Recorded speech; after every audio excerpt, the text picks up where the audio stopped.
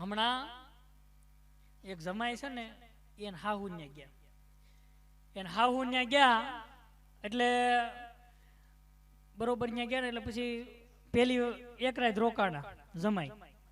તે હાહુ કીધું આ કહું છું જમાઈ રાજા આજ નથી રોકાઈ જાય છો.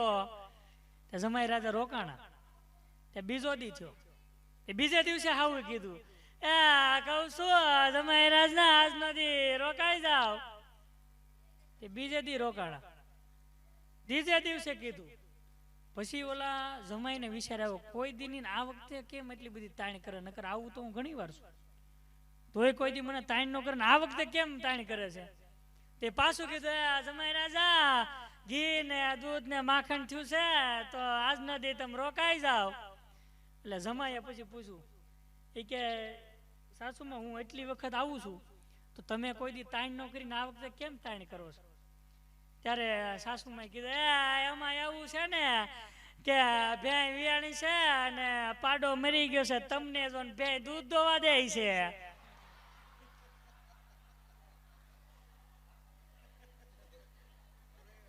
બોલો પાડામાં હરખાવ્યા અમને.